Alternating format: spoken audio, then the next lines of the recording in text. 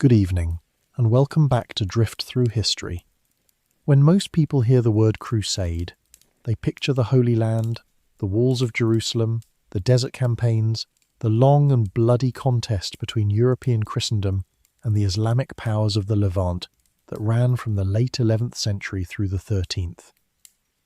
Tonight we are going somewhere colder, and somewhere that the popular memory of the Crusades has largely forgotten, even though the order we are going to discuss outlasted the Crusader states of the Holy Land by more than 2 centuries and built, in the cold forests and frozen rivers of the Baltic, one of the strangest and most consequential political experiments of the European Middle Ages. Tonight we are telling the story of the Teutonic Knights, a military order founded in the mud and fever of a Crusader camp outside Acre, which would go on to conquer and rule an enormous swath of northeastern Europe, build a sovereign monastic state answerable to no king, fight one of the most catastrophic battles of medieval warfare, and eventually transform itself, through one of history's strangest sequences of political reinvention, into the foundation of the Kingdom of Prussia, and, indirectly, into the deep historical roots of modern Germany's relationship with the lands to its east. This is a story about the specific, uncomfortable place where religious idealism and colonial conquest become difficult to separate, where the language of holy war was used, with apparently sincere conviction by many of the men who used it, to justify the systematic conquest and forced conversion of the pagan peoples of the Baltic coast, and where the order's self-understanding as Christ's chosen warriors coexisted, without much evident internal contradiction, with a project of land seizure, forced labour, and cultural destruction that has left its mark on the history of Poland, Lithuania, Latvia, Estonia, and the region the Germans called Prussia for the better part of a millennium. It is also a story of remarkable administrative competence, of castles that are still among the most impressive fortifications in Europe, of a battle at a place called Grunwald that broke the order's power in a single catastrophic afternoon, and of an institutional afterlife that ran through the Hohenzollern dynasty all the way to the unification of Germany in 1871 and beyond. Before we begin, take a moment to like the video and subscribe if you genuinely enjoy what we do here. And as always, I would love to know where in the world you are listening from tonight. Drop your city and your local time in the comments below. Now, dim the lights if you haven't already. Let the room go soft. Find a comfortable position and let your breath slow. You have nowhere to be. And let us go back to the Crusader camps of the Eastern Mediterranean, where this story, somewhat improbably, begins. The Holy Land in the late 12th century was not the triumphant Christian possession that the First Crusade's success in 1099 had once promised it would become. Saladin's victory at the Battle of Hattin in 1187 had destroyed the field army of the Kingdom of Jerusalem and recovered Jerusalem itself for Islam, and the Third Crusade, the great European response, led by Richard the Lionheart of England, Philip Augustus of France, and the Holy Roman Emperor Frederick Barbarossa, who drowned crossing a river in Anatolia before he ever reached the Holy Land, had recovered some coastal territory, but had not recovered Jerusalem. The Crusader states that survived into the 13th century were a shrunken and precarious set of coastal territories, dependent on a continuous supply of European reinforcement and increasingly organised around the great international military orders that had emerged over the previous century to provide the professional, permanent military backbone that the rotating contingents of crusading knights, who came for a campaign season and then went home, could not provide. The Knights Templar and the Knights Hospitaller were already, by the late 12th century, well-established institutions of exactly this kind religious orders whose members took monastic vows of poverty, chastity, and obedience while also training and fighting as heavy cavalry, supported by extensive networks of property and revenue across Europe that funded their permanent garrisons in the Holy Land.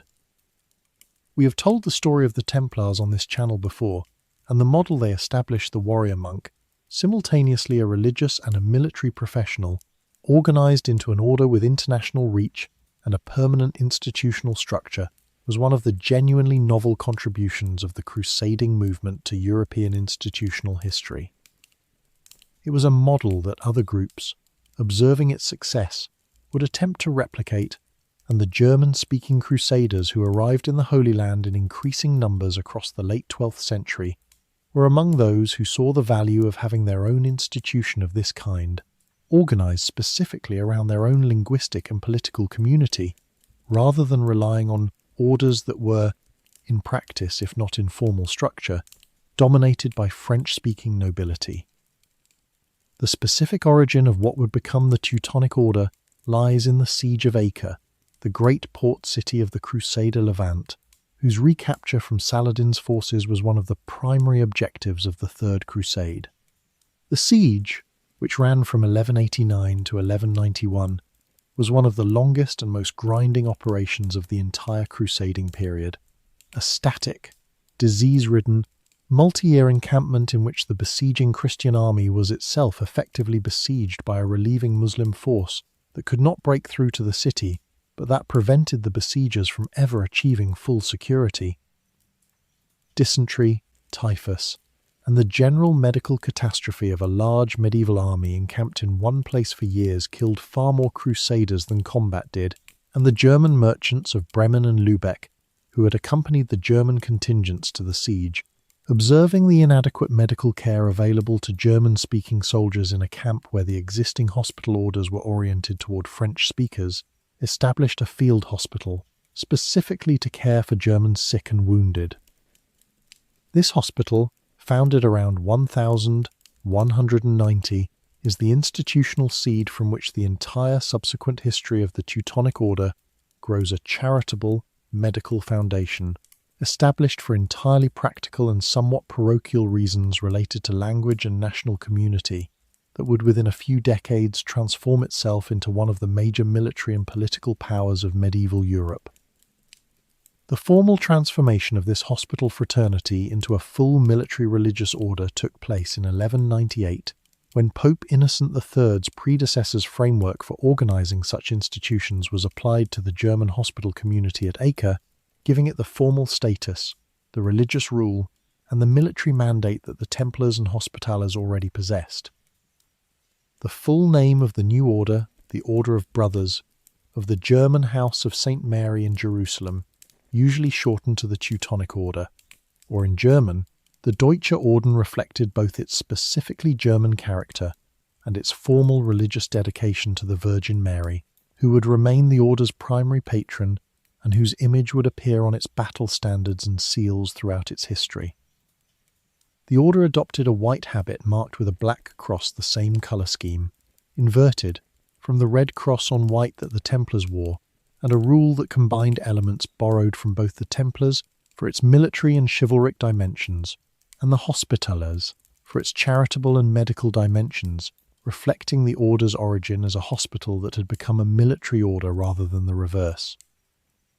The Teutonic Order's early decades in the Holy Land were unremarkable by the standards of the larger and more established Templars and Hospitallers, and the order might have remained a minor and specifically German auxiliary to the larger crusading project indefinitely, if it had not been for the specific political genius of the man who became its fourth Grand Master in 1209, Hermann von Salza.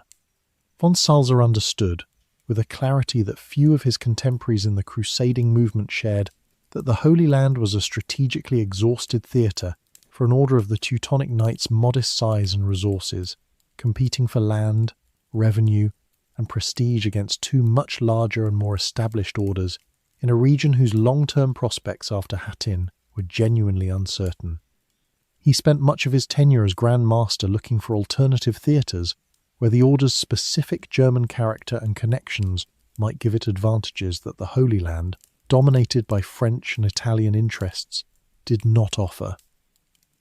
Von Salza's relationship with the Holy Roman Emperor Frederick II, one of the most extraordinary and intellectually unusual monarchs of the entire medieval period, a man fluent in multiple languages, genuinely curious about Islamic philosophy and science, and politically embroiled in a decades-long conflict with the papacy that shaped the entire structure of European politics in the first half of the 13th century, gave the order an entree into imperial politics that proved decisive for its future. Frederick II's court at Palermo was one of the most genuinely cosmopolitan intellectual centres of medieval Europe, a place where Arabic, Greek, Latin, and the Romance vernaculars were all spoken, and where scholars of Muslim, Jewish, and Christian background worked alongside each other on questions of natural philosophy, mathematics, and law in ways that had few parallels anywhere else in 13th century Christendom.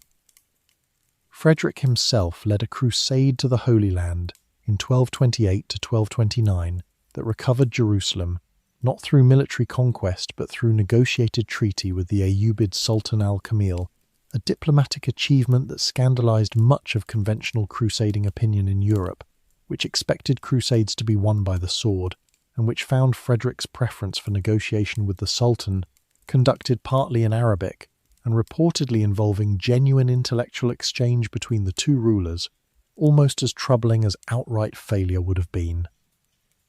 Von Salza accompanied Frederick on this crusade and served as one of his closest advisors and diplomatic intermediaries throughout the complicated negotiations, demonstrating the kind of trusted relationship between Grand Master and Emperor that would prove essential to securing the legal foundations of the Order's Prussian project.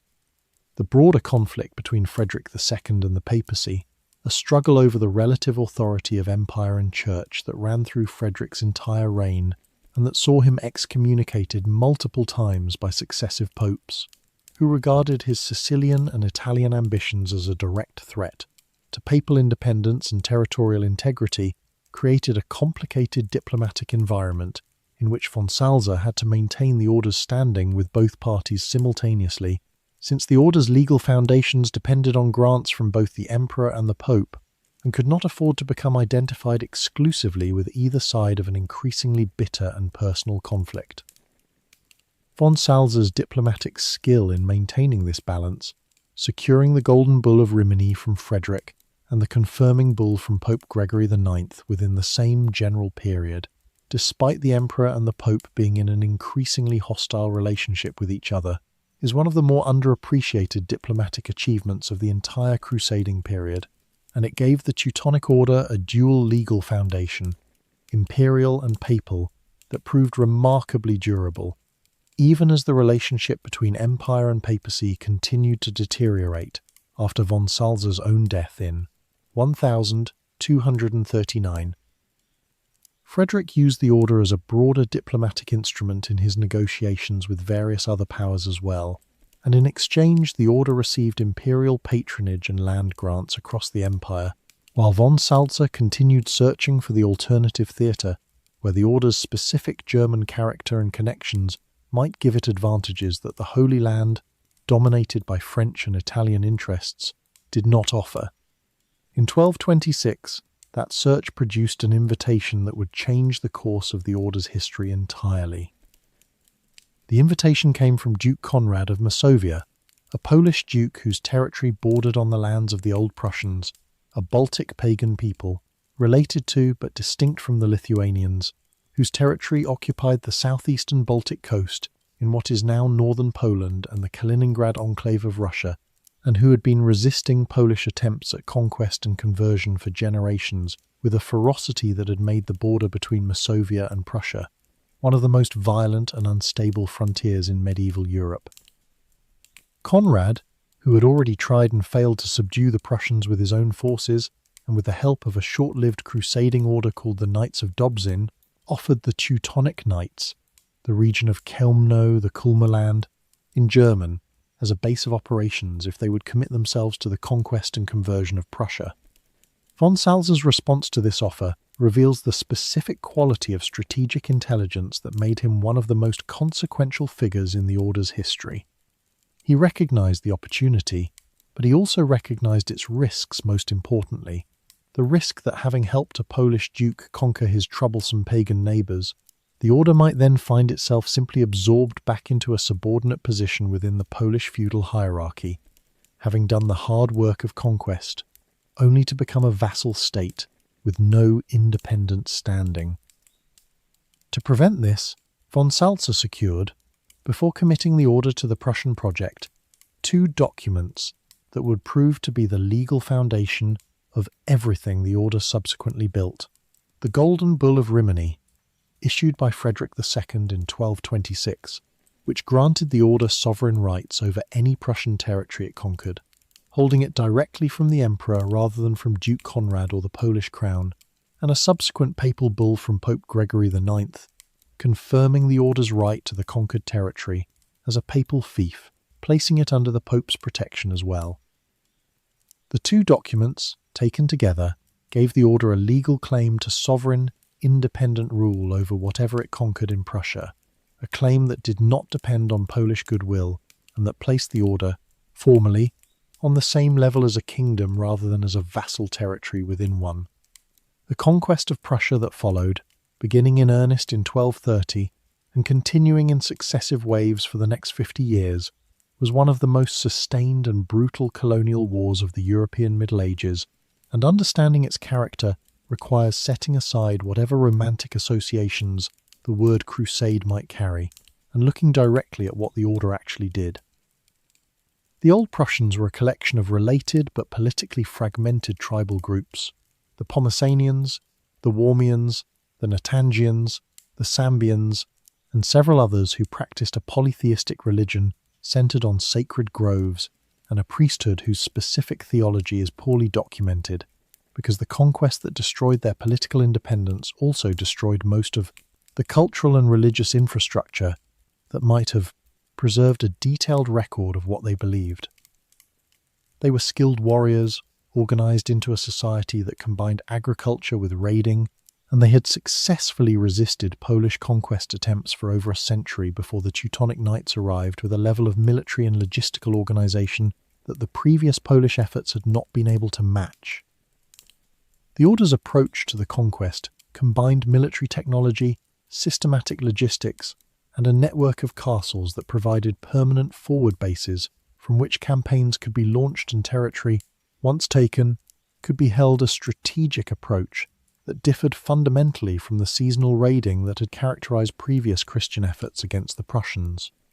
The order built its castles in stone and brick, using the specific building techniques that German master masons brought from the increasingly sophisticated castle-building tradition of the Holy Roman Empire, and these castles, sited at strategic river crossings and in positions that commanded the surrounding territory, became the permanent infrastructure of conquest, allowing the order to hold territory through the winter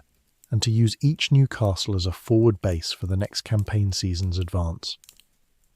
Crusaders from across Europe, recruited through the order's extensive promotional network and through the papacy's periodic proclamation of formal crusade status for the Prussian wars, came to fight alongside the permanent brother knights of the order for a single campaign season, gaining the spiritual benefits of crusading without the lifetime commitment that full membership in the order required.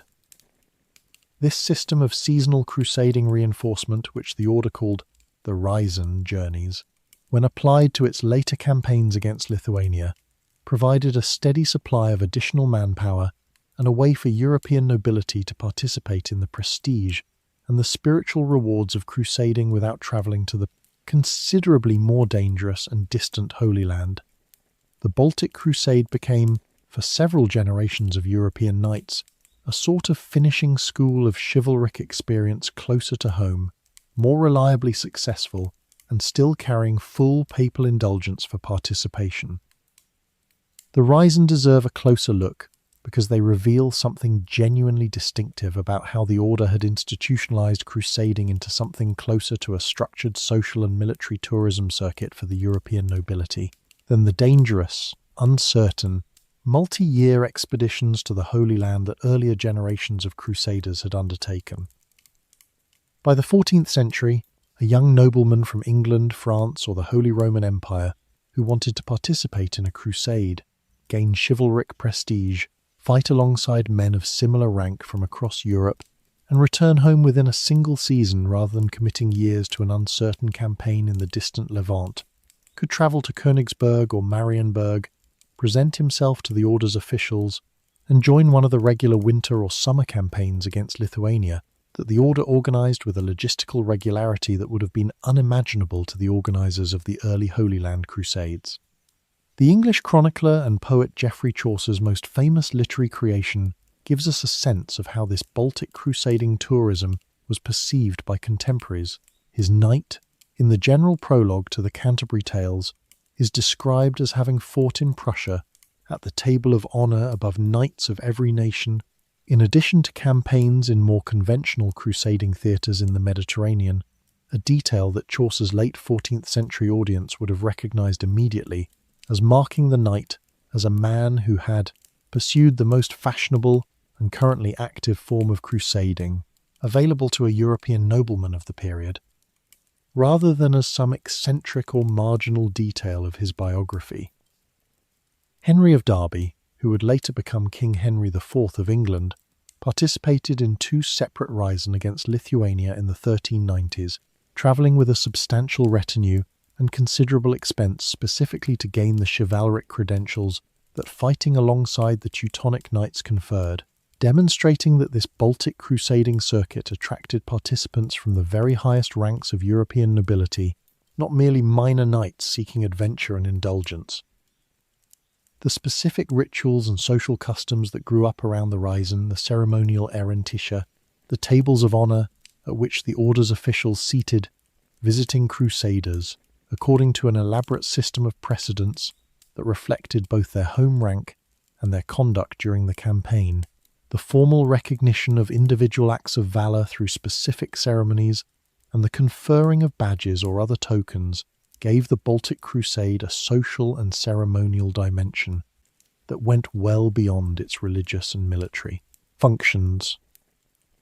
It had become, in effect, one of the primary venues through which the late medieval chivalric culture of Western and Central Europe enacted and reinforced its own values and its own internal hierarchies, with the order serving as host, organiser, and master of ceremonies for a kind of recurring international tournament of crusading prestige that happened, not incidentally, to also serve the order's continuing military objectives against Lithuania. The Prussian resistance was fierce, and on several occasions nearly successful in reversing the conquest entirely. The Great Prussian Uprising of 1260 to 1274, triggered partly by the catastrophic defeat that the order suffered against the Lithuanians and Samogitians at the Battle of Derbe in 1260, a defeat so severe that several Prussian tribes calculated, correctly in the short term, that the order's military position had become vulnerable enough to make rebellion viable, saw most of the previously conquered Prussian territories rise against Teutonic rule simultaneously, besieging or capturing many of the order's castles and threatening to undo decades of conquest in a single sustained uprising. The order survived the uprising through a combination of desperate defence of its remaining strongholds, the gradual exhaustion of the Prussian rebels' supplies and manpower over 14 years of continuous warfare, and the continued arrival of crusading reinforcements from Germany that allowed it to rebuild its military strength even as individual campaigns went badly. By 1283, the conquest of Old Prussia was essentially complete, and the order controlled, with various intermediate degrees of administrative consolidation, the entire territory from the Lower Vistula to the Curonian Lagoon. What this conquest meant for the Old Prussians themselves was close to civilizational destruction. The population that survived the decades of warfare, famine and disease that the conquest generated was subjected to forced conversion, the systematic destruction of its religious institutions and sacred sites, and a colonial settlement policy that brought German peasant farmers into the conquered territory in numbers that, over the following generations, fundamentally altered the demographic character of the region.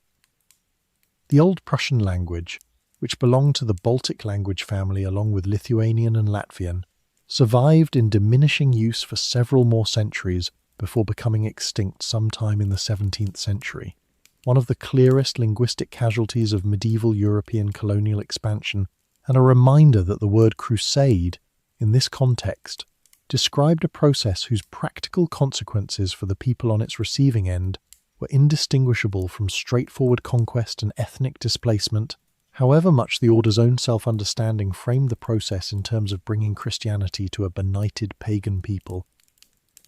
The specific mechanism through which the order consolidated this conquest the colonization policy that the German historical tradition calls the Ostsiedlung, the eastward settlement, deserves detailed examination because it was not merely a side effect of conquest, but a deliberate and systematic policy that the order pursued with considerable administrative sophistication.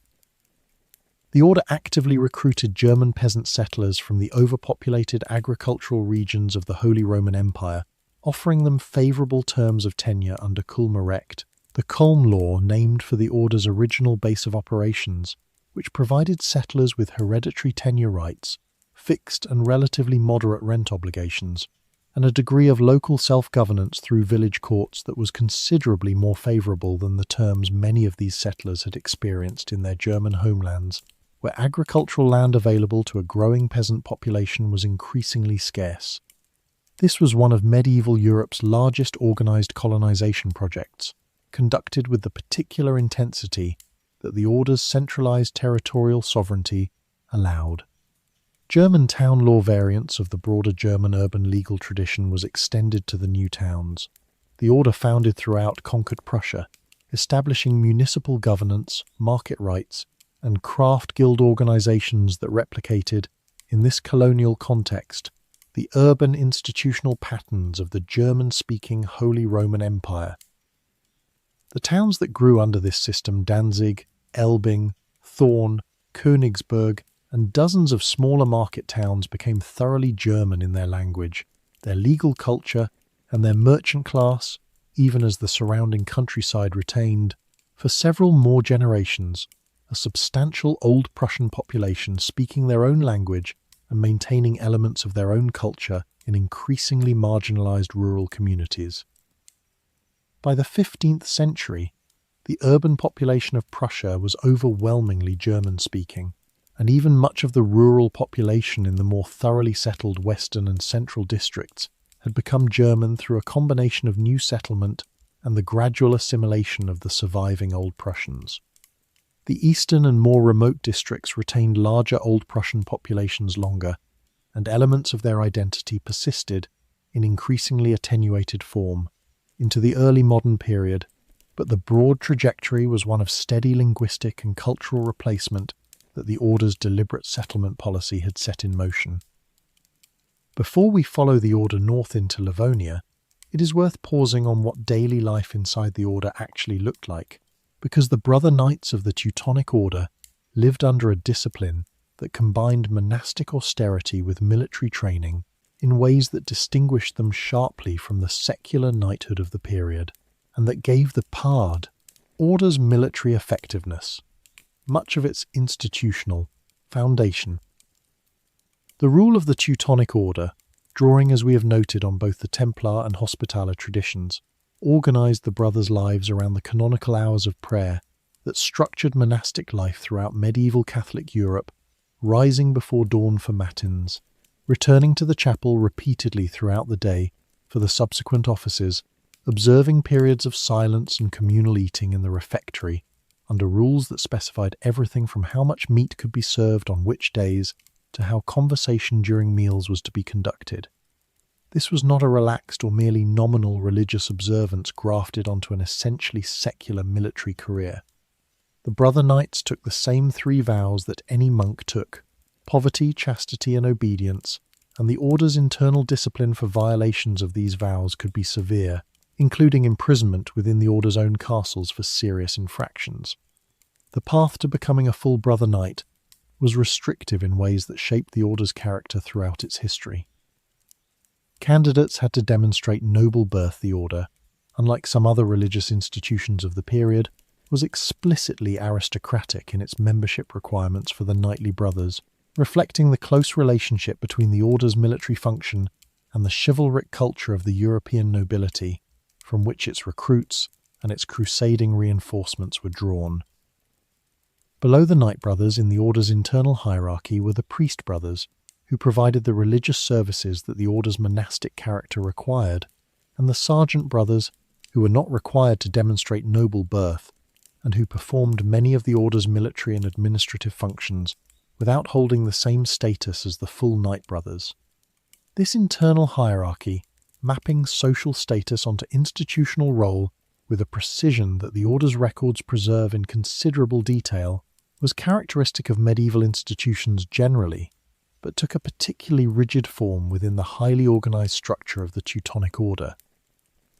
The Grand Master who stood at the apex of this hierarchy was elected by the Order's General Chapter, a body of senior office holders drawn from across the Order's territories, and his authority, while substantial, was constrained by a system of councils and regional commanders, the Landmeister of Prussia and the Landmeister of Livonia chief among them, whose own authority within their respective territories gave the Order's governance a federal rather than purely autocratic character. This distributed administrative structure, which required regular communication and coordination across enormous distances at a time when such communication moved no faster than a horse or a ship could carry it, was one of the Order's genuine institutional achievements, allowing a religious military organization, headquartered for most of its history, in a single castle in Prussia, to coordinate military campaigns, manage agricultural estates, and administer justice across a territory that stretched from the lower Vistula to the Gulf of Finland. While the conquest of Prussia was proceeding, the Order had also become entangled in a parallel, and ultimately even more significant theatre of operations to the north. In Livonia, the territory corresponding roughly to modern Latvia and Estonia, where a separate but related crusading effort had been underway since the final years of the 12th century. The Livonian Crusade had originally been organised around a different military order, the Brothers of the Sword, also known as the Livonian Brothers of the Sword, founded around 1202, specifically to support the missionary efforts of Bishop Albert of Riga among the Baltic Finnic and Baltic-speaking peoples of the eastern Baltic coast, the Livs, the Lets, the Estonians, and others. The Livonian Brothers of the Sword, much smaller and less well organised than the Teutonic Order, suffered a catastrophic defeat at the Battle of Saul in 1236 against the Samogitians, one of the Lithuanian tribal groups whose territory lay between Prussia and Livonia, and whose resistance to crusading conquest would prove,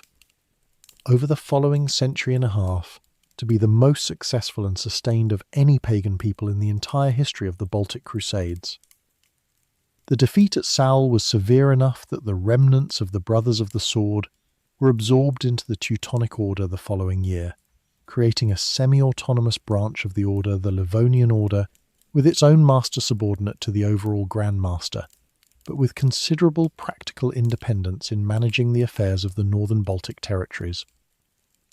This merger gave the Teutonic Order control, directly or through its Livonian branch, of an almost continuous band of territory running along the eastern Baltic coast, from the borders of Poland in the south to the Gulf of Finland in the north, interrupted only by the stubborn, unconquered wedge of pagan Lithuanian and Samogitian territory that separated the Prussian and Livonian branches of the Order's holdings. The peoples of Livonia who experienced this conquest, the Livs, a small Finnic people who gave the region its name, and who would eventually be almost entirely absorbed into the surrounding Latvian and Estonian populations, the Lets, the Baltic-speaking ancestors of the modern Latvians, and the Estonians, a Finnic people related to the Finns across the Gulf of Finland, faced a conquest whose specific religious and political dynamics differed somewhat from the Prussian case, but whose practical consequences for the conquered population were broadly similar. The Estonians in particular mounted a sustained and at times remarkably successful resistance, and the rebellion of 1343 to 1345, known as the St. George's Night Uprising, saw the Estonian population of the Livonian Order's territory rise in a coordinated revolt that briefly threatened to expel the crusading order entirely from northern Estonia, before being suppressed with the same combination of military force and eventual exhaustion of the rebels, resources that had characterized the suppression of the Great Prussian Uprising decades earlier. The Battle of the Ice in 1242 fought on the frozen surface of Lake Peipus between the forces of the Livonian Order, supported by some Danish and Estonian auxiliaries, and the army of Prince Alexander Nevsky of Novgorod deserves mention here in its own historical context, before we return to its later reinterpretation by Soviet cinema Because the battle was a relatively modest engagement by the standards of medieval Baltic warfare, important primarily for halting a specific eastward expansion of Livonian Order territory into Russian Orthodox lands, rather than representing, as its later mythologized status would suggest, a civilization-defining confrontation between German, Catholic, and Russian Orthodox worlds. The chronicle accounts of the battle are sparse, and the casualty figures uncertain, and the modern historical reconstruction of the battle's actual tactical course, including the long-standing popular image of German knights breaking through the ice and drowning under the weight of their armour, an image that owes more to Eisenstein's 20th century film than to the 13th century chronicle sources, illustrates how thoroughly later political and cultural needs have reshaped the historical memory of even this relatively minor engagement.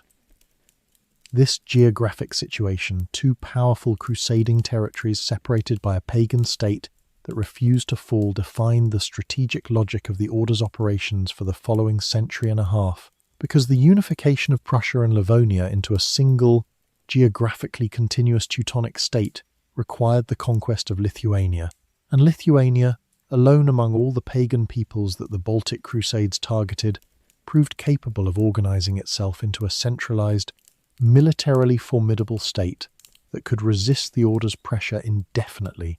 rather than merely delaying its inevitable defeat.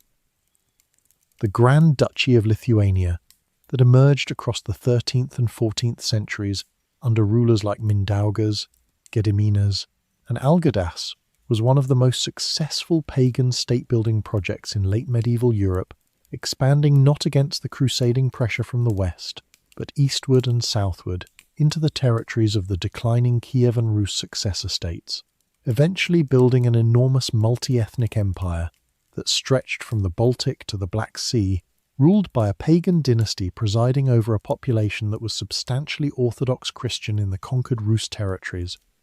The paradox of a pagan state ruling over Christian populations,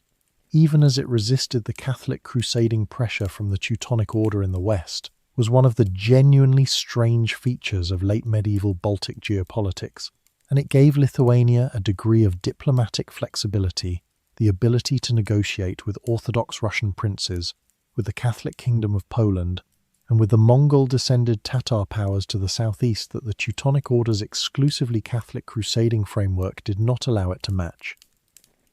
The relationship between the Teutonic Order and the Kingdom of Poland, which began as the alliance that had brought the Order to the Baltic in the first place, deteriorated steadily across the 13th and 14th centuries into one of the central antagonisms of late medieval Central European politics.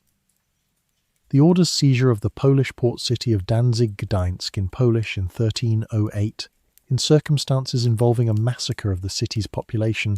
that Polish chroniclers describe with considerable and probably somewhat exaggerated horror, but that was severe enough to poison Polish-Teutonic relations for the remainder of the Order's existence, was the decisive flamant in this deterioration.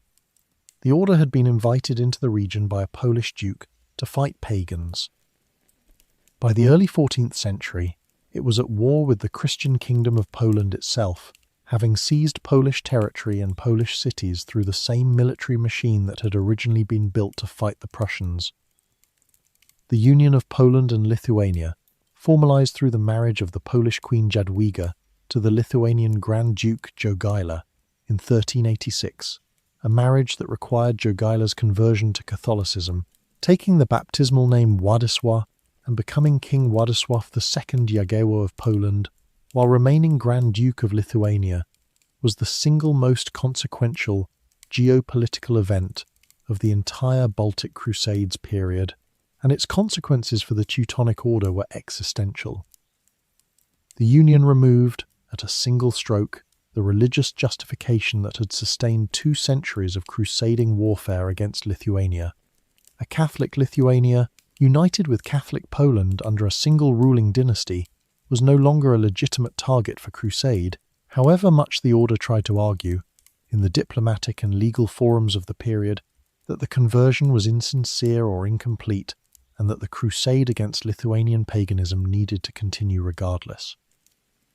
The Order did continue fighting, partly because its entire institutional and economic structure had become dependent on the continuous flow of crusading reinforcements, donations, and recruits that the ongoing rising against Lithuania generated, and an order that stopped crusading risked losing the entire apparatus of European support that sustained it.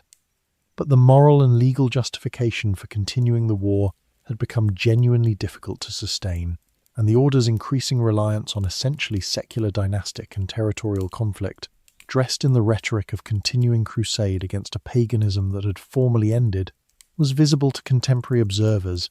and increasingly difficult for the order's apologists to defend convincingly in the courts of European public opinion, such as they were in the late 14th century.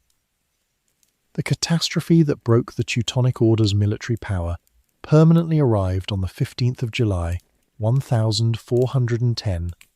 on a field between the villages of Grunwald and Tannenberg in northern Poland, in a battle that is known to history by either name,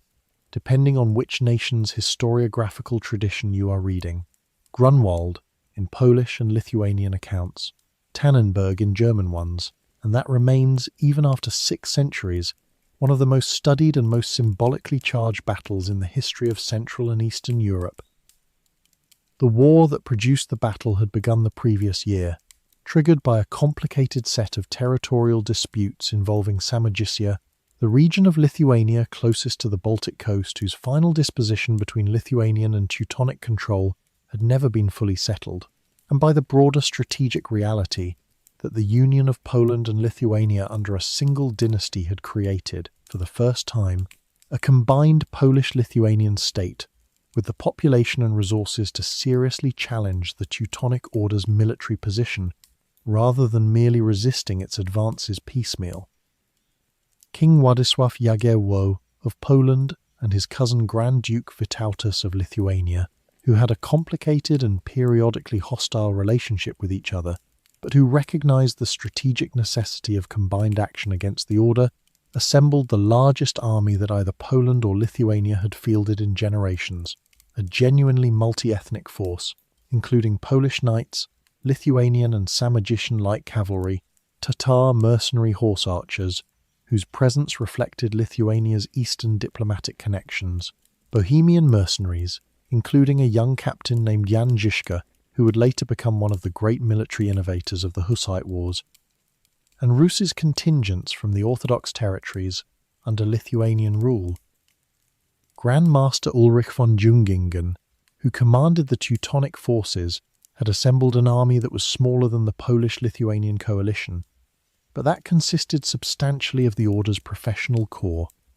the brother knights themselves, supplemented by mercenaries and by contingents of crusading knights from across Germany and Western Europe, who had come for the campaign season in the traditional pattern of the Risen, expecting, based on a century and a half of generally successful Teutonic military operations, a campaign that would end in the Order's favour as most of its previous campaigns had.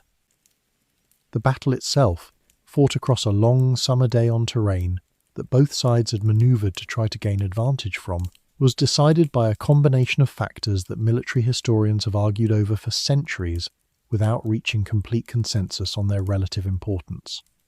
The Polish-Lithuanian numerical superiority was real, though probably less overwhelming than some of the more dramatic later accounts suggest. The specific tactical sequence, including a controversial moment in which the Lithuanian light cavalry on one flank appeared to break and flee, a manoeuvre that some historians interpret as a deliberate feigned retreat, drawing Teutonic forces out of position, and others interpret as a genuine rout that Vytautas's forces managed to recover from created openings, that the heavier and more numerous Polish forces in the centre were able to exploit as the battle progressed into its later and most decisive phases. Grand Master Ulrich von Jungingen was killed in the fighting, along with most of the Order's senior leadership, the Grand Marshal, the Grand Commander, and a large proportion of the Order's most experienced brother knights. The professional military corps whose decades of accumulated combat experience and institutional knowledge represented an irreplaceable loss that the Order's subsequent recruitment, however successful in raw numbers, could never fully restore. The casualty figures from medieval battles are notoriously unreliable, but even conservative modern estimates suggest that the Teutonic Order lost the majority of its fighting brother knights present on the field, along with thousands of mercenaries and allied crusaders, in a single afternoon of fighting that effectively destroyed, in a way no previous defeat had managed to do, the Order's capacity to project military force. The immediate aftermath of Grunwald did not produce the complete collapse of the Teutonic state that the scale of the military defeat might have suggested was inevitable. The Order's capital fortress at Marienburg-Malbork, in Polish, one of the largest brick castles ever constructed in Europe, and a building whose scale and sophistication still convey, 6 centuries later, something of the wealth and administrative power that the Order had accumulated at its height, held out against a Polish-Lithuanian siege in the weeks following the battle, defended by a relatively small garrison under the leadership of Heinrich von Plauen, who had not been present at Grunwald, and who organised the defence with sufficient skill and sufficient luck, including the eventual withdrawal of the besieging army due to disease and supply difficulties, to preserve the Order's core territory and its institutional continuity, even as its military reputation and its broader territorial position had been permanently damaged. The Peace of Thorn, signed in 1411, ended the immediate war on terms that were less catastrophic for the Order than the scale of the Grunwald defeat might have predicted, recovering most of the territory that Polish-Lithuanian forces had occupied in the immediate aftermath of the battle. But the long-term trajectory that Grunwald initiated was one of steady, irreversible decline in the Order's military and political position relative to its Polish-Lithuanian neighbours. The Order's finances, strained by the need to pay the substantial ransoms and indemnities that the peace settlement required, and by the ongoing cost of rebuilding a military establishment that had lost its most experienced personnel, entered a period of chronic difficulty that the Order's previously sophisticated administrative and economic system, built around its monopoly control of the amber trade, its agricultural estates, and its participation in Baltic commerce through the Hanseatic League's trading networks, was increasingly unable to resolve. Grand Duke Vytautas of Lithuania, Jogaila's cousin and the co-architect of the Grunwald victory, deserves attention in his own right as one of the most formidable political and military leaders of the entire late medieval Baltic world, a man whose career illustrates the complicated, shifting alliances that characterized Lithuanian relations with both the Teutonic Order and with Poland across the late 14th and early 15th centuries. Vytautas had, at various points in his career, allied with the Teutonic Order against his own cousin Jogaila in disputes over the internal succession and governance of Lithuania, even living for a period as a guest and effectively a hostage of convenience within Teutonic territory while plotting his return to power in Lithuania. This history of complicated shifting alliance, in which the Teutonic Order itself had at various points supported Vytautas against Polish-Lithuanian unity before he became the very commander whose forces would help shatter Teutonic military power at Grunwald, illustrates how thoroughly the simple narrative of unified pagan resistance against crusading aggression fails to capture the actual complexity of Baltic political life in this period, where dynastic ambition, personal rivalry, and shifting strategic calculation mattered as much as the religious categories that the crusading framework imposed on the conflict. Vytautas, once established as Grand Duke of Lithuania, in his own right under the union of Vilnius and Radom in 1401, pursued a vigorous policy of consolidating Lithuanian power, both against continued Teutonic pressure in the west and through expansion to the east and south, briefly extending Lithuanian influence as far as the Black Sea steppe in alliance with various Tatar factions, before his death in 1430, left Lithuania to navigate the increasingly complicated dynastic and political relationship with Poland that the 1386 union had set in motion, and that would eventually evolve, over the following 2 centuries, into the Polish-Lithuanian Commonwealth, one of the largest and most religiously and ethnically diverse states in early modern Europe, and a direct political descendant of the alliance that had broken the Teutonic Order's power at Grunwald. The internal political tensions within the Order's own territories compounded these external pressures. The specific grievances that drove the Prussian Confederation to rebellion had been accumulating for generations before they finally erupted into open warfare in 1454, and they illustrate how thoroughly the Order's relationship with its own subject population, including the German burghers and gentry, whose ancestors had originally settled the territory under the Order's own colonization, policy had deteriorated by the mid-15th century. The Order's monopolistic control over trade, which had been an economic asset during the period of expansion and conquest, had become an increasing source of resentment among Prussian merchants, who felt that the Order's commercial regulations and taxation policies served the Order's own institutional interests at the expense of the broader prosperity of the territory's cities. The Order's exclusion of native Prussian gentry and burghers from meaningful participation in territorial governance, the Order's own internal hierarchy remained dominated by brother knights drawn from the German nobility of the Holy Roman Empire, with little institutional space for the political aspirations of the increasingly prosperous and self-confident urban and landed classes that the Order's own colonization had generated a structural grievance that the financial pressures following Grunwald turned into active rebellion. The Prussian Confederation, an alliance of cities and gentry within the Order's Prussian territories, who had grown increasingly resentful of the Order's exclusive political control, its monopolistic economic policies, and its escalating tax demands to fund continued warfare, eventually rebelled against the Order's rule in 1454, initiating the 13 Years' War in alliance with the Polish crown against the very Order that had originally brought German settlement and Christian conversion to the region centuries before. The war ended in 1466 with the Second Peace of Thorn, under which the Order ceded substantial Western Prussian territory, including the crucial city of Danzig, to direct Polish control and accepted Polish overlordship over its remaining territory, transforming the Teutonic state from the fully sovereign entity that Hermann von Salza's careful 13th century diplomacy had established into a vassal of the Polish crown, a humiliating reversal of the Order's foundational legal status that the Order's leadership never fully accepted and that poisoned Polish-Teutonic relations for the remainder of the Order's existence as a sovereign, territorial power.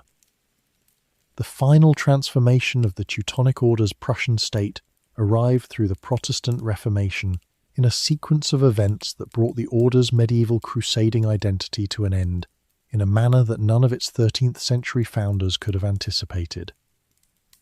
Albert of Brandenburg-Ansbach, who became Grand Master in 1511, found himself presiding over an order whose entire institutional rationale, holy warfare against paganism in the Baltic, had become almost entirely obsolete, since the Order's remaining adversaries were Christian Poland and Christian Lithuania rather than any surviving pagan population, and whose territorial position had become a vassal relationship to Poland that the Order's leadership found increasingly intolerable. Albert's solution, reached after consultation with Martin Luther himself in 1522 and 1523, a consultation whose specific content the surviving correspondence partially preserves, and that reveals Luther advising Albert that he would be better served abandoning the artificial and increasingly meaningless monastic military structure of the Order entirely and converting Prussia into a conventional secular hereditary duchy was one of the more audacious acts of institutional self-transformation in European history. In 1525, Albert converted to Lutheranism, formally secularized the Prussian branch of the Teutonic Order's territory, and had himself recognized. 2. With Polish acquiescence secured through the Treaty of Krakow as the hereditary secular Duke of Prussia, holding the territory as a fief of the Polish crown but as a Lutheran secular prince rather than as a Catholic monastic Grand Master. This secularization was bitterly contested by the remaining Catholic branches of the Teutonic Order, which continued to exist in the Holy Roman Empire and in Livonia, electing their own Grand Masters and maintaining the formal claim that the Order's true leadership and legal continuity resided with them rather than with Albert's secularized and now explicitly heretical duchy. The Order's headquarters relocated to Mergentheim in southern Germany, where a much diminished Teutonic Order continued to exist as a minor ecclesiastical and charitable institution, holding scattered properties across the Holy Roman Empire and maintaining a residual identity that preserved the Order's name and religious character, but that bore almost no resemblance to the great crusading and territorial power of its 13th and 14th century height. The Duchy of Prussia that Albert created, however diminished and however legally awkward its position as a Polish vassal initially was, became through a sequence of dynastic inheritances over the following century the foundation of one of the most consequential political entities in modern European history. The duchy passed by marriage and inheritance to the Hohenzollern family, the ruling dynasty of the Margraviate of Brandenburg, uniting Brandenburg and Prussia under a single ruling house in 1618. In the same year that the 30 Years' War, the catastrophic religious and political conflict that would devastate much of the German-speaking world over the following 3 decades began. The Hohenzollerns gradually consolidated and expanded their combined territories, achieved formal sovereign kingship in 1701, when Frederick III of Brandenburg crowned himself King Frederick I in Bilt. Over the following 2 centuries, the Kingdom of Prussia that would become the dominant military and political power of northern Germany, the engine of German unification under Otto von Bismarck in 1871, and one of the foundational components of the German state that exists, in radically transformed form, to the present day. The historiographical legacy of the Teutonic Order has been contested and reinterpreted by successive generations and successive national traditions in ways that reveal as much about the politics of the historians doing the interpreting as about the order itself. German nationalist historiography of the 19th century, writing in the context of the new German Empire's search for usable historical precedents for German presence and authority in Eastern Europe, tended to celebrate the Order as a civilizing and Christianizing force, bringing German culture, urban development, and religious enlightenment to a previously backward pagan frontier, a narrative that conveniently minimized the violence of the conquest and the cultural destruction it entailed, and that fit comfortably within the broader 19th and early 20th century European discourse that justified colonial expansion in similar civilizational terms wherever it occurred. The Order's actual institutional fate, after the Reformation had stripped away its Prussian and Livonian territories, was considerably less dramatic than its medieval height, but is worth following through to its conclusion because it did not simply vanish in 1525, along with Albert's secularized duchy.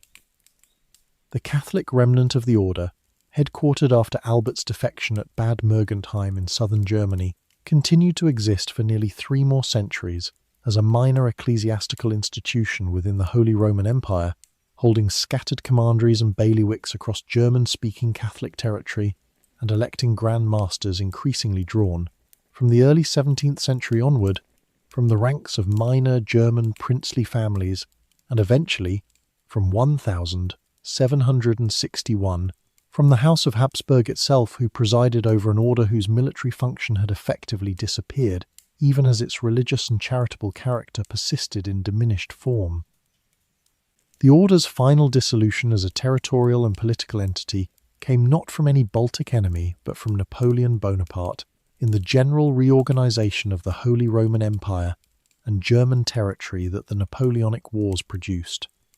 The Peace of Pressburg in 1805, which followed Austria's defeat at the Battle of Austerlitz, had already begun the process by ordering the Order's German territories converted into a hereditary domain under a Habsburg prince, a reorganization that was never fully carried out before events overtook it. When war between France and Austria resumed and concluded with the Treaty of Schönbrunn in October 1809, Napoleon formally declared the Teutonic Order dissolved throughout the territories of the Confederation of the Rhine, the assembly of German states under French domination, and ordered its remaining lands and properties confiscated and redistributed among his German allies, a process completed by 1810. The decree of the 24th of April, 1809, brought to a final and formal end the territorial existence of an institution that had been founded in a hospital tent outside Acre more than 600 years earlier. What survived this dissolution was a single thread of institutional continuity in Austria, beyond the reach of Napoleon's authority, where the order continued to exist quietly, its property and its religious character preserved under Habsburg protection, even as its German holdings were stripped away. The order operated discreetly for several decades. Some accounts suggest it maintained an almost clandestine existence in this period, until the Austrian Emperor Ferdinand I formally reconstituted it in 1839 as the Deutsche Ritterorden, the German knightly order, refocused now almost entirely on hospital work, the care of the sick and wounded, and charitable activity, rather than on any military or territorial ambition. Teutonic Knights from Austria, Germany, and Bohemia continued for some years to serve as battlefield commanders, leading mercenary forces for the Habsburg monarchy in its ongoing wars against the Ottoman Empire, a final faint echo of the order's crusading martial identity, persisting within the structure of Habsburg military service, even as the order's institutional character had become overwhelmingly charitable. Polish and Lithuanian historiography has, for understandable reasons given the specific history of conquest and conflict involved, tended to emphasize the order's role as an aggressive colonial power whose conquest of Prussia and whose wars against Poland and Lithuania represented a straightforward case of German expansion at the expense of Slavic and Baltic peoples, with the victory at Grunwald in 1410 occupying a central place in both Polish and Lithuanian national historical memory as a defining moment of successful resistance to that expansion. The battle is commemorated, studied, and referenced in both countries with a continuous intensity that few medieval battles anywhere in Europe receive, and the 600th anniversary of the battle in 2010 was marked with major public commemorations in both Poland and Lithuania that drew on the battle's symbolic weight as a moment of shared historical triumph against external aggression.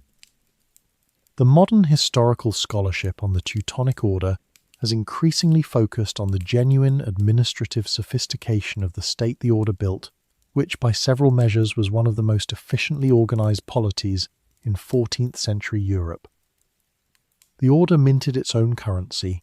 maintained standardized weights and measures across its territory, and kept detailed financial and land records of a kind that few contemporary kingdoms could match, record-keeping thorough enough that historians studying the order's economy today can reconstruct grain yields, trade volumes, and tax revenues from individual commanderies with a precision that is rare for any medieval territorial state.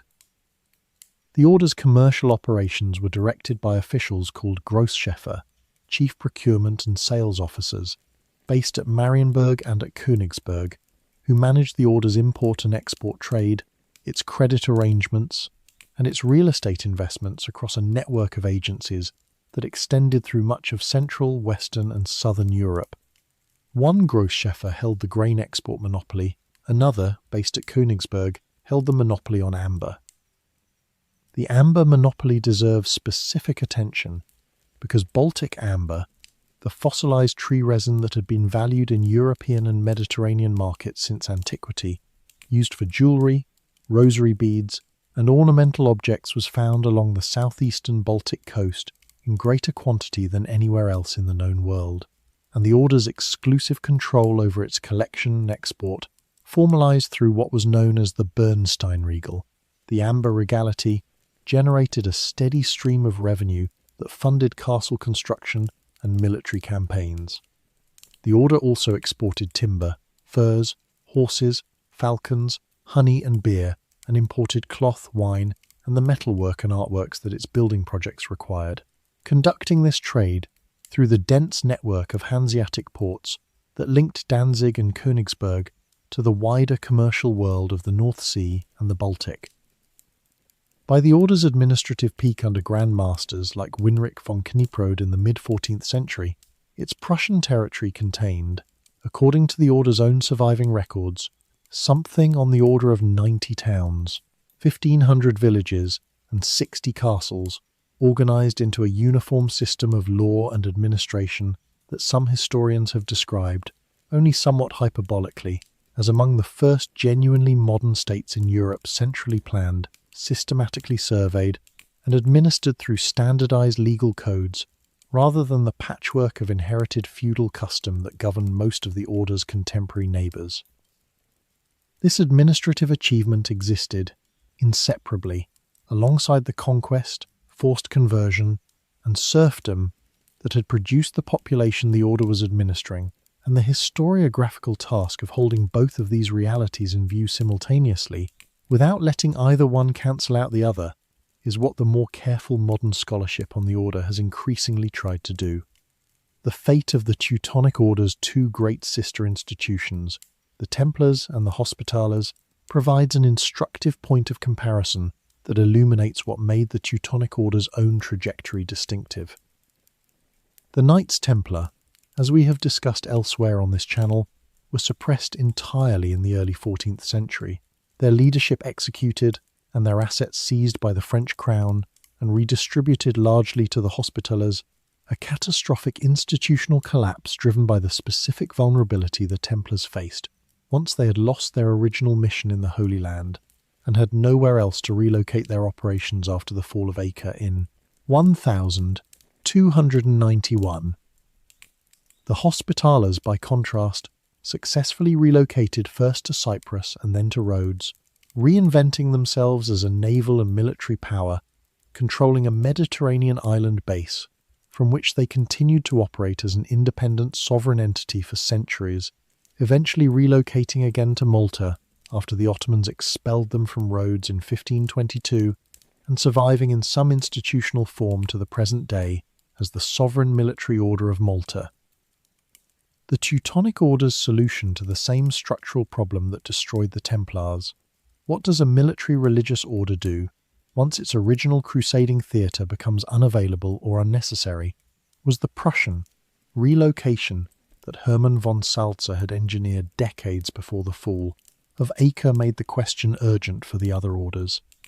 By the time the Holy Land fell to the Mamluks in 1291, the Teutonic Order already possessed an alternative theatre of operations and an alternative sovereign territorial base that gave it an institutional security that the Templars, who had assets and commanderies scattered across Europe, but no independent territorial sovereignty of their own, conspicuously lacked. This is one of the most important and least appreciated reasons why the Teutonic Order survived as a major territorial power for 2 more centuries after the Templars' destruction and the Hospitallers' relocation to Rhodes. Von Salza's strategic foresight in 1226 had given the Order exactly the kind of independent sovereign base, secured by dual imperial and papal legal sanction, that proved to be the decisive factor in institutional survival for crusading orders navigating the loss of the Holy Land. The Order's relationship with the Hanseatic League, the powerful confederation of merchant cities dominated by Lübeck that controlled much of the trade across the Baltic and the North Sea from the 13th through the 17th centuries, was one of the most important and most mutually beneficial economic relationships in the Order's territorial history, and it deserves attention before we turn specifically to the amber monopoly that was its most distinctive commercial feature. The Order's Prussian cities Danzig, Elbing, Königsberg, Thorn were, from their founding, integrated into the Hanseatic commercial network, and the Order itself, despite its formal identity as a religious and military institution, operated effectively as a major commercial actor in its own right, exporting grain, timber, furs, and amber, while importing the cloth, wine, and manufactured goods that its territories could not produce themselves.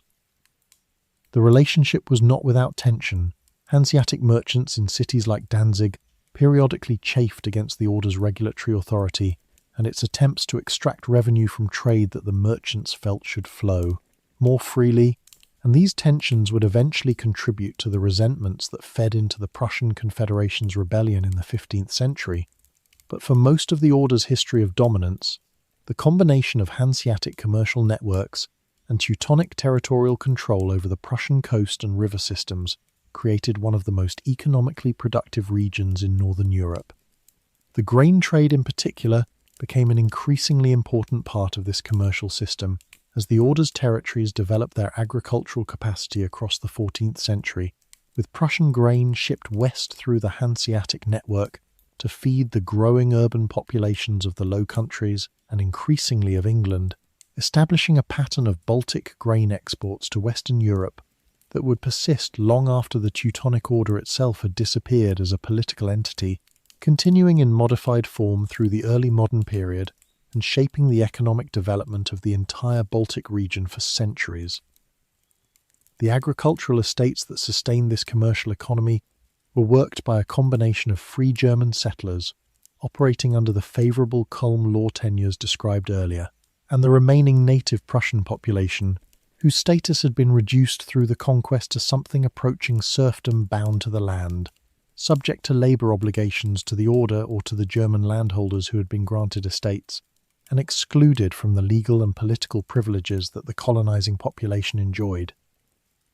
The clearing of forest and the draining of marshland that the Order organised across its Prussian territory, converting wilderness into productive farmland on a scale that required centuries of sustained effort, was carried out substantially through this combination of free settler initiative and the compelled labour of a conquered population, and the resulting agricultural surplus grain above all, but also the timber, furs, and livestock of a developing frontier economy, was what gave the Order's trade monopolies their underlying substance. The castles that the Teutonic Order built across Prussia and Livonia remain, even today, among the most visually striking and historically significant fortifications in Europe, and they deserve attention in their own right, as one of the Order's most lasting physical legacies. Marienburg Castle Malbork in modern Poland is the largest brick castle in the world and was at the height of the Order's power simultaneously a military fortress, the administrative capital of the entire Teutonic state, a monastery housing the religious community of Brother Knights, and a treasury and granary capable of supplying a substantial garrison through extended sieges. Its construction, which proceeded in phases across more than a century from the late 13th century onward, reflects an evolving and increasingly sophisticated understanding of fortification design, incorporating successive rings of defensive walls, a sophisticated water management and sanitation system that was, by medieval standards, remarkably advanced, and a scale of construction that required the mobilization of resources and labour on a scale that few other medieval institutions in the region could have matched. The castle's great refectory, the High Castle's church, and the elaborately decorated chapter house all reflect the Order's self-understanding as simultaneously a military and a religious institution, a monastery that happened to also be one of the most formidable fortresses in Europe, and the integration of these two functions into a single coherent architectural program is one of the most distinctive features of Teutonic Order castle building, more generally distinguishing it from contemporary secular castle architecture elsewhere in Europe, even as it drew on many of the same defensive engineering principles.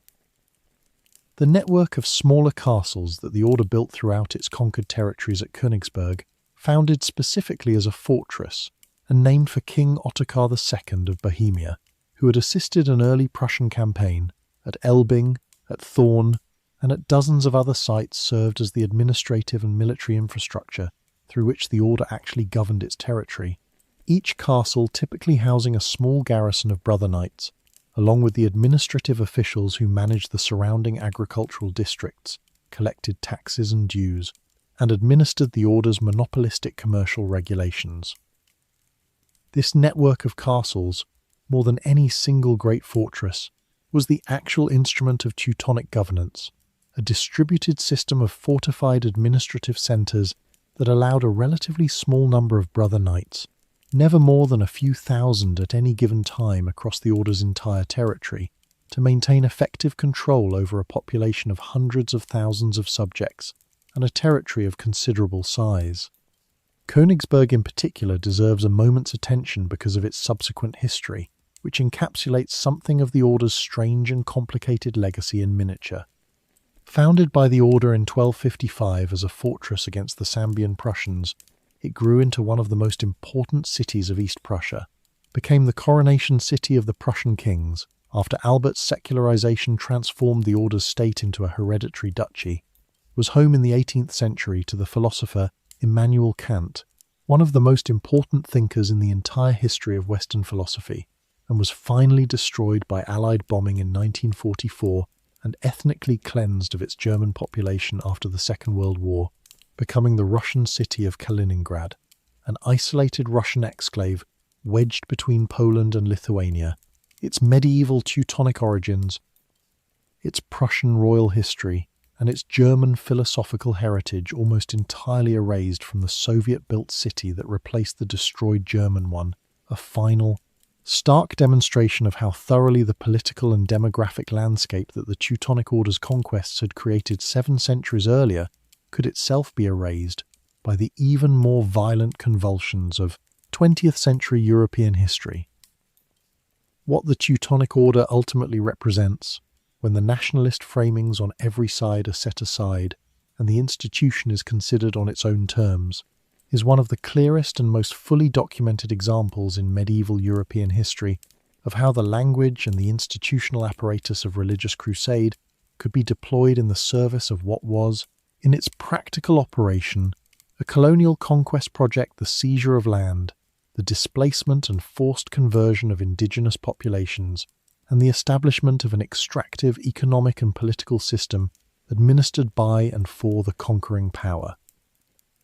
This is not a uniquely medieval phenomenon, and the parallels to later European colonial expansion in Africa, Asia, and the Americas,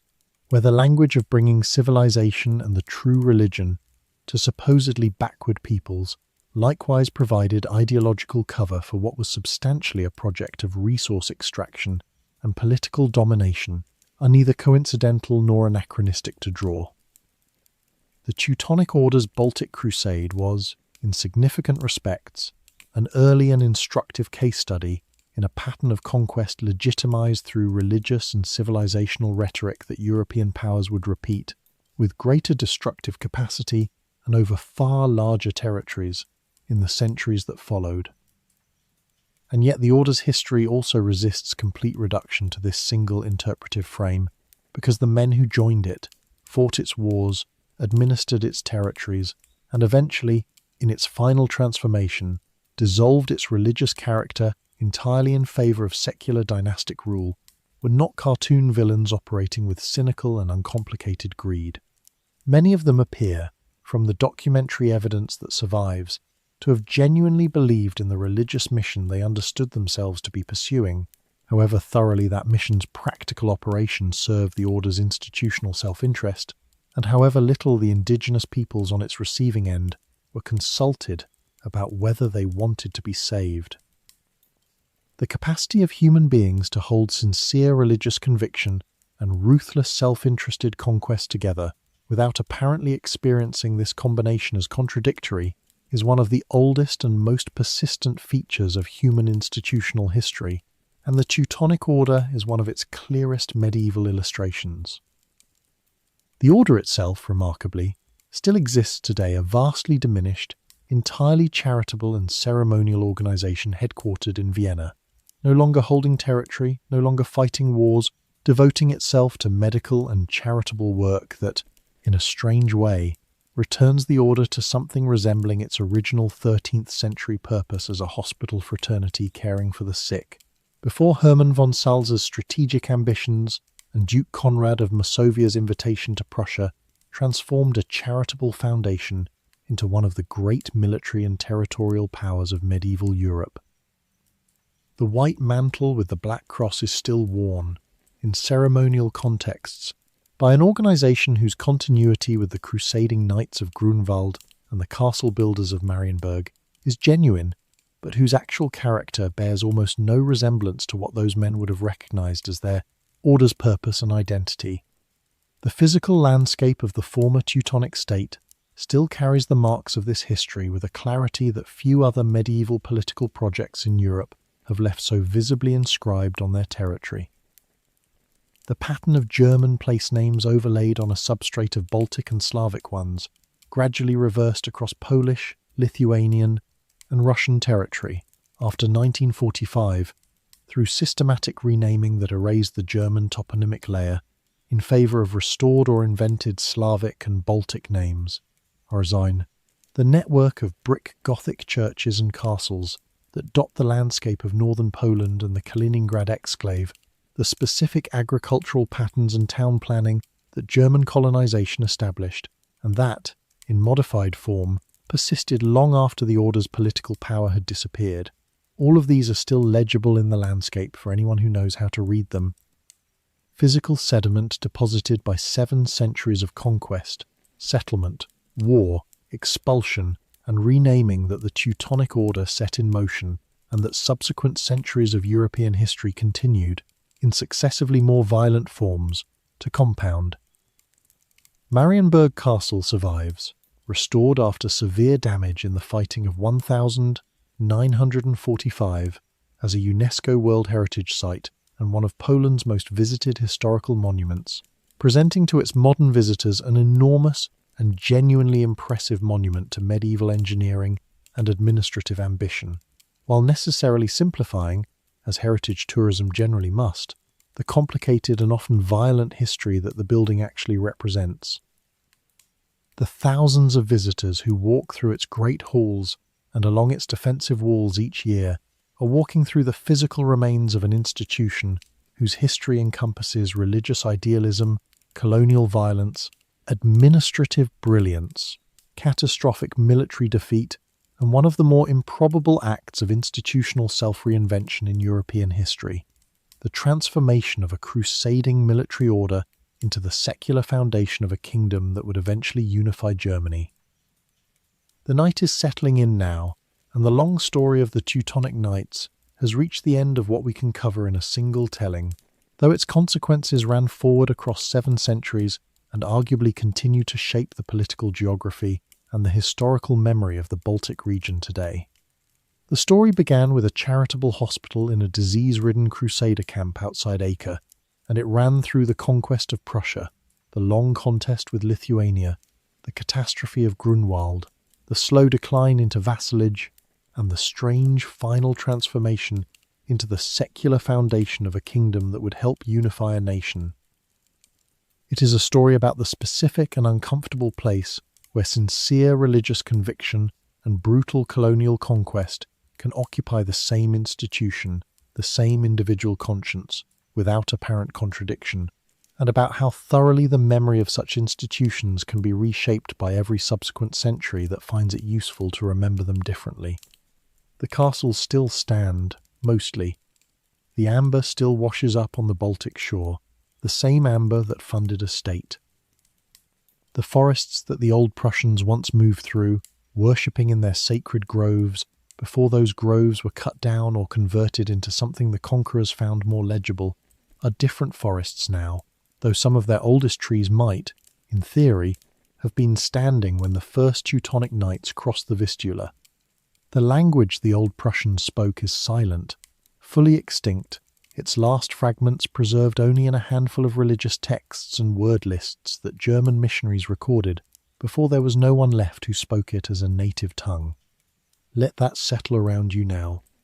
The Baltic coast is dark and cold tonight, the way it has been cold for all the centuries this story covers, and the brick walls of Marienburg are quiet, holding their accumulated weight of history the way old buildings do, without judgment, without explanation, simply continuing to stand while the centuries move past them, and the people who built them and the people they were built against are equally and finally beyond the reach of anything except the story that is told about them afterward. Rest easy.